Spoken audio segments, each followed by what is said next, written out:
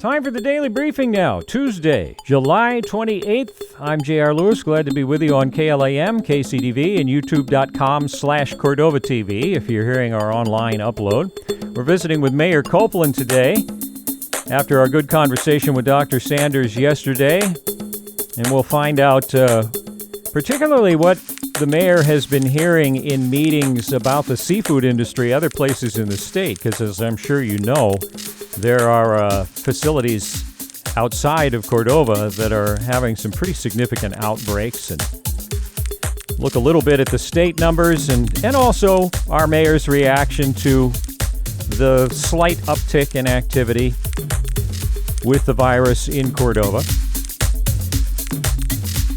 These programs, again, heard in the 1, 5, and 8 p.m. hours on the radio and uploaded to youtube.com/Cordova TV. So let's start the chat. Mayor, it has been a while since we visited. It was nice to have that lull for a bit, and then a few new cases appeared. So what was your reaction to, I guess we have one active resident case and one active non-resident case? Still within expectations, do you think? I think so. I don't want to get complacent. It's important. We've been so successful in isolating these and preventing community spread, but it's still really important to be vigilant to make sure that continues to be the case. Yeah, well, we had a good visit with Dr. Sanders yesterday to get the kind of medical community reaction, and the bottom line continues to be, follow the guidance about the masks, about the distancing, about non-essential travel, all that kind of thing. I assume you're largely on board with that?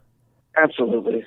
Well, you get to participate, obviously, in quite a number of meetings with folks around the state. And, of course, while we're managing to do pretty well as a microcosm, the numbers in Alaska have been growing pretty seriously, and in the seafood industry. So why are they having all these problems that we aren't? Well, the state has a weekly briefing primarily for the fishing industry and talk through issues, things that could be done better, concerns that are arising. And, of course, we had 3 large processor outbreaks over the last week. The one in Dutch Harbor, of course, was a fishing boat. We got a great briefing there, a good 10 minutes anyway, from a representative from the American Seafoods Company that just explained that despite their onboard protocols, they had a couple of sick individuals, which is not unusual for 100 people on a vessel. And but as they were evaluating the symptoms on board, they had a concern. So they reached out to medical professionals and were advised, yes, they should probably head for port. And on the way, more people became symptomatic. And then, of course, we've seen in the news that they ended up having 80-plus, 90-plus people ended up being infected. So then we've had the Ocean Beauty outbreak in Seward and a Copper River Seafoods outbreak in Anchorage. And what the state is seeing as a general pattern is that the processors that in many communities are isolated from the community core and pretty much stay on their campus, in other words, organizational distancing, they fared very well.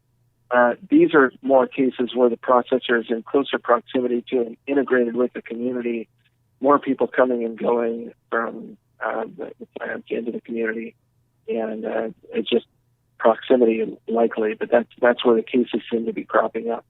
So in Cordova, again, we're really fortunate to have real diligent processors that have put a lot of effort into keeping their employees isolated on the campuses, so as to protect our community here in Cordova and to protect their seafood workers in their processing season. Yeah, well, I mean, there were, of course, predictions that processors could go the way of the meatpacking plants in the lower 48, and a lot of eyes were on Cordova early on in the season to see how these more well-thought-out strategies were going to work.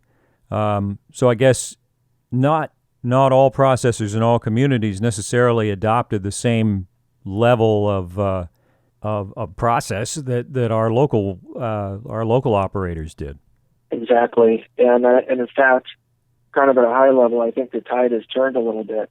The initial concern, I think, was community spread from a lot of inbound processors and fishermen.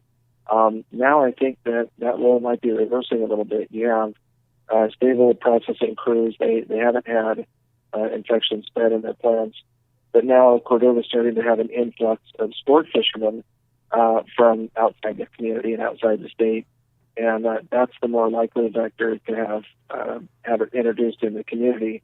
And so actually I would say there's probably more risk to the processors from the community than vice versa. So again, it just underscores the importance of maintaining that distancing and those plans, keeping them in place, at least through this third big swell in August and September when we see a smaller but still significant influx of sport fishermen.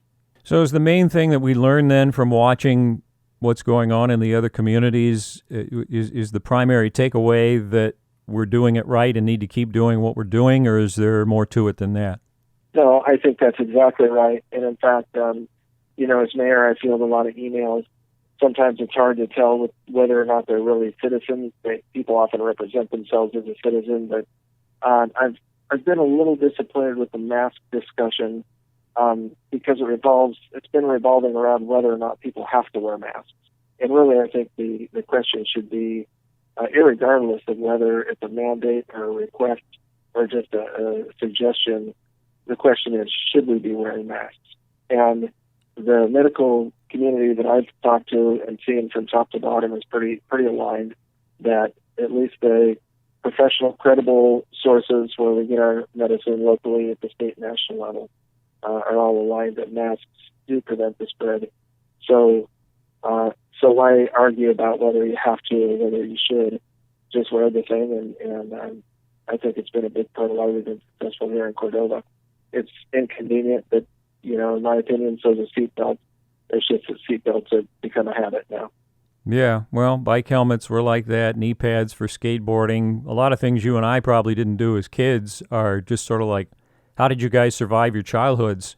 So I mean, it's you can see that mentality trying to bubble up in the middle of this, but this is kind of different. So I mean, yeah, I can't speak for anybody else, but I myself have been on board with it from the get-go. In fact, I tried to think of it early on as a way to do something for others. And that made it real easy for me. Just I'm wearing it out of concern for other people. And Dr. Sanders brought up a good point yesterday that I think is worth reinforcing. That what if you decided to be defiant about wearing masks or defiant about the virus in general and didn't follow the guidance, and then you caught it, and worse, you spread it to somebody who was vulnerable? And how are you going to feel?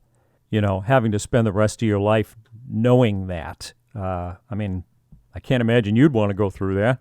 No, no, I wouldn't. That's exactly the main reason why I like to wear a mask. Yeah, well, she, as always, made a lot of good points. So anything else now from, again, it's nice to see our numbers continue to maintain, to continue to be low. And for the time being manageable with just 2 active cases. Is there anything else? And I brought that up. I mean, it's nice for us to be low, but again, it's escalating at the state level. What are some of the conversations that they're having? Is this? Do you get the sense this falls within expectations, or are they starting to feel like, wow, this is more than we thought was going to happen? Well, I know Anchorage is concerned. I think really the concern is around the seafood processors. That's where most of the cases have shown up. In terms of hospitalizations and worse yet, fatalities, they're not real alarming, and we certainly aren't close to having overwhelmed healthcare system like they're experiencing in some states. But the higher the numbers get in other states, the higher the numbers get in Anchorage, the more the risk to people traveling to and through those communities. So we need to be cognizant that there is escalating spread in other areas, and that just creates more risk for anybody inbound in the community. But beyond that, I think the overall feeling is that we're in pretty good shape. In fact, some of the contingencies, emergency medical treatment locations and so forth, we're kind of slowly closing those down a little bit. Now we can always ramp that back up if needed, but we continue the gradual reopening of city facilities and support our businesses, safely resuming the highest levels of business that they can to keep themselves whole while keeping them and the community safe. So I feel like in Cordova we've done well, and as long as we continue to practice these protocols, we can continue even at this time to open and resume business more safely. With kind of in mind that the bulk of our travel industry and tourist industry is probably going to be wrapped up by the end of September, and that would probably be kind of a target for relaxing more significantly. I think that one of the big remaining questions, of course, on everybody's mind is the schools and the school system. In that regard, we're still watching and working. The school board is really considering options and involving the community in that process. So we should know more here about what the options might look like in the coming weeks. Yeah, I know they have at least begun to have meetings about that, and I'm sure we'll want to keep the community informed, as many families as that impacts. So we'll look forward to, they did a good job figuring out how to do graduation. The same talented people now are involved in trying to figure out this coming year. So we'll see what they come up with. Anything else in closing? No, just good to touch base again, and thank you again for these discussions for the community. Good. Well, I hope they're continuing to help, and we'll catch up with you next time. Sounds good. All right, that'll conclude our daily briefing for July 28th. Let me point out, by the way, that if we are still in that point we told you about a few weeks ago where things may kind of be on cruise control, there might not be that much to fill a briefing, even to talk about at all. And so as you saw last week, there may be some days where there just isn't one. But if there is, obviously, if there's anything of importance to get out there, any key reminders, then we'll always do one. But if you don't hear one, that means everything is pretty much the same as it was the day before. So just keep that in mind, that the whole doing of briefings has evolved, obviously, since the response started. Thanks again to Mayor Koplin for being here, and thanks to you for listening. 1 p.m., 5 p.m., and 8 p.m. hours on the radio, and youtube.com/Cordova TV for the online upload. Get the latest and most current information for Cordova at covid19.cityofcordova.net. Very important email address, or web address, rather, for you to keep in mind. We'll get back to regular programming now on the Clam and the Eagle.